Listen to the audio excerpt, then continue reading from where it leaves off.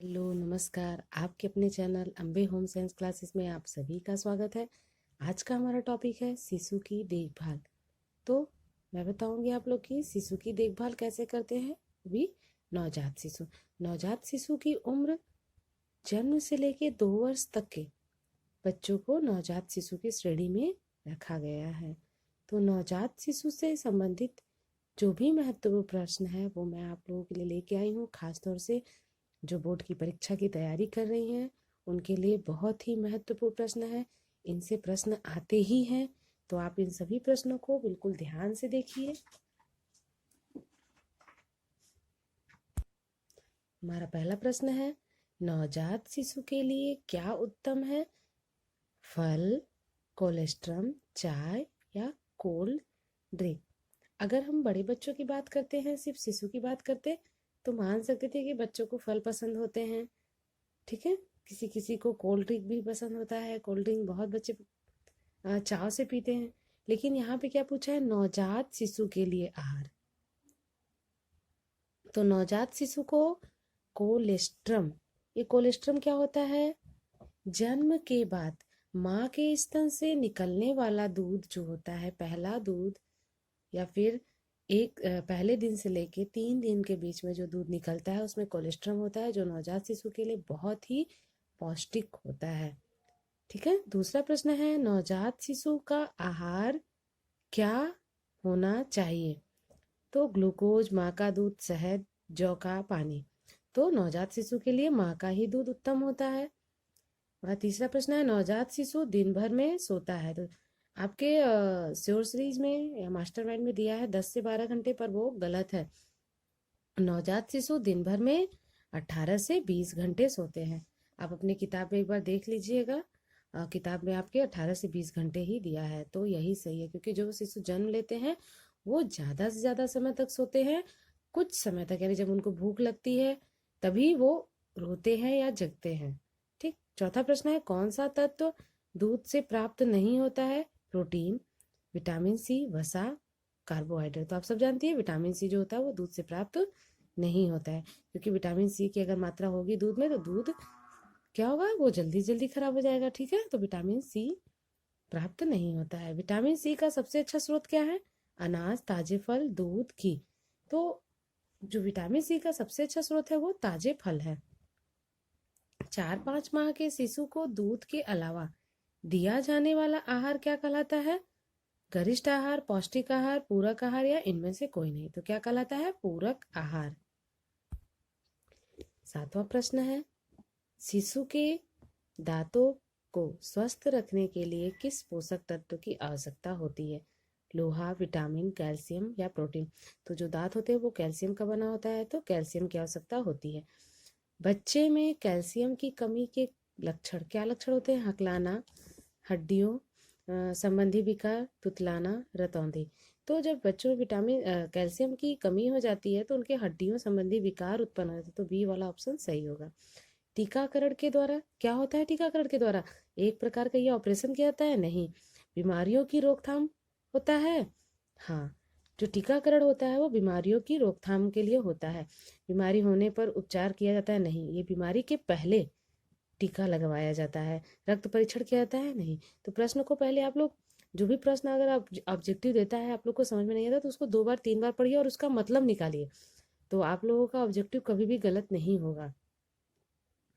10वां प्रश्न है, बीसीजी का टीका किस रोग से बचाव के लिए करता है? तो बीसीजी का टीका जो होता है वो हमें तपेदिक यानी टीबी के रोग से बचाता है। 11वां प्रश्न है, डीपीटी का टीका किन रोगों की रोकथाम के लिए लगाया जाता है? प्लेग, रेबीज और कुष्ठ रोग, डिप्थीरिया, कर्णफेर और चेचक, काली खांसी, डिप्थीरिया और टिटनेस। तो किसके लिए लगाया जाता है डीपीटी का? काली खांसी, डिप्थीरिया और टिटनेस।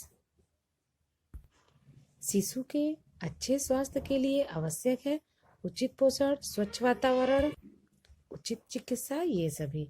तो शिशु के लिए, शिशु के अच्छे स्वास्थ्य के लिए क्या चाहिए? उचित पोषण भी चाहिए, स्वच्छ वातावरण भी चाहिए, उचित चिकित्सा भी चाहिए, ये सभी। तो क्या सही होगा? ये सभी। बच्चों में अस्थायी दांतों की संख्या होती है 10, 15, 20, 25। तो क्या होती है? 20। निर्जलीकरण का क्या अर्थ है?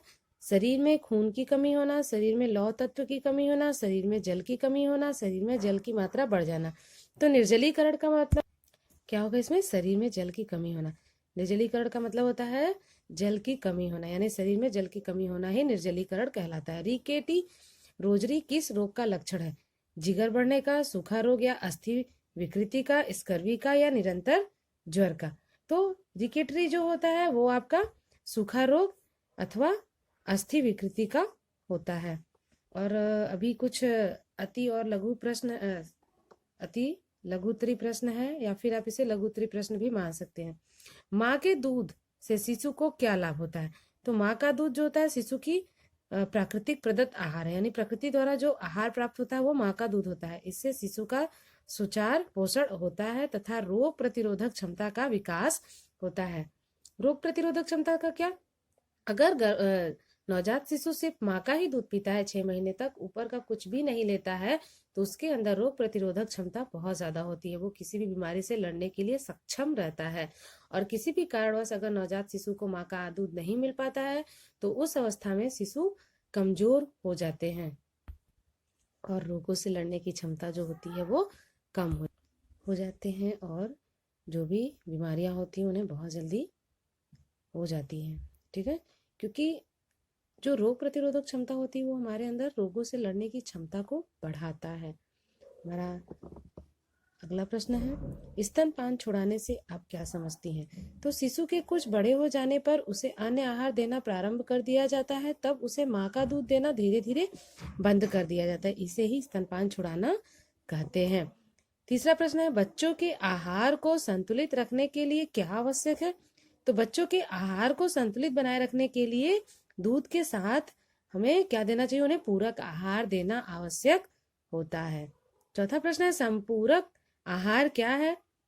या फिर बच्चों के पूरक आहार से आपका क्या अभिप्राय है?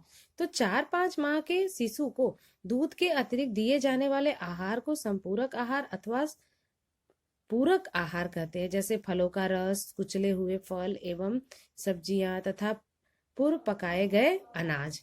पांचवा प्रश्न है, शैशवावस्था में लगाए जाने वाले मुख्य टीके कौन कौन से हैं, अथवा शिशु को प्रथम वर्ष में कौन कौन से टीके लगाने चाहिए? पहला है तपेदिक से बचने का टीका यानी बीसीजी का टीका, पोलियो का टीका तथा ट्रिपल वैक्सीन, हैजे का टीका और टाइफाइड का टीका। ये 4 टीका जो है 1 वर्ष के शिशु को लगवाया जाता है। छठवां प्रश्न है, बच्चों में सूखा रोग होने का मुख्य कारण क्या है? तो बच्चों में सूखा रोग होने का क्या कारण है? सूखा रोग यानी रिकेट्स। तो बच्चों में सूखा रोग या रिकेट्स होने का मुख्य कारण विटामिन डी की कमी होती है। जब नवजात शिशु जन्म लेते हैं तो जन्म के बाद उन्हें सूर्य की रोशनी यानी धूप दिखाना बहुत जरूरी होता है। सुबह की जो सूर्य की रोशनी होती है वो बच्चों में विटामिन डी की कमी को पूरा करता है। इसलिए बच्चों में रिकेट्स नामक बीमारी ना हो, इसके लिए नवजात शिशु को प्रतिदिन सुबह सूर्य की रोशनी दिखानी चाहिए। सातवां प्रश्न है, शिशु के वस्त्रों का चयन किस प्रकार करना चाहिए? तो शिशु के वस्त्र सुविधाजनक, ढीले ढाले, आकर्षक रंगों वाले, सरलता से घुलने वाले तथा मजबूत होना चाहिए। आठवां और आखिरी प्रश्न है, निर्जलीकरण किसे कहते हैं? निर्जलीकरण यानी शरीर में जल की आवश्यक मात्रा के घट जाने की स्थिति को निर्जलीकरण कहते हैं। यह घातक भी हो सकता है। क्यों घातक हो सकता है? क्योंकि जब शरीर में पानी की कमी हो जाती है तो शरीर धीरे धीरे कमजोर होने लगता है, और एक समय ऐसा होता है क्योंकि हमारी जो कोशिकाएं होती हैं और हमारे शरीर के जो अंग होते हैं उन्हें जल की जरूरत होती है, और शरीर में जब जल की ही कमी हो जाएगी तो फिर व्यक्ति क्या हो जाता है? उसकी कभी कभी मृत्यु भी हो जाती है। इसलिए शरीर में जल की कमी ना हो, इसके लिए शरीर में आवश्यक मात्रा में जल की मात्रा को बनाए रखना चाहिए, चाहे वो शिशु हो या प्रौढ़ हो या फिर वृद्ध हो। तो आज का वीडियो आप लोग को कैसा लगा? पसंद आए तो लाइक करिए, अपने दोस्तों में शेयर करिए। नेक्स्ट वीडियो में मैं आप लोगों के लिए और भी महत्वपूर्ण प्रश्न लेके आऊंगी जो आपके बोर्ड परीक्षा में पूछे जाने की संभावना है। तो मन लगा कर पढ़िए, मेहनत करिए। मेहनत करने वाले हमेशा सफल होते हैं। धन्यवाद।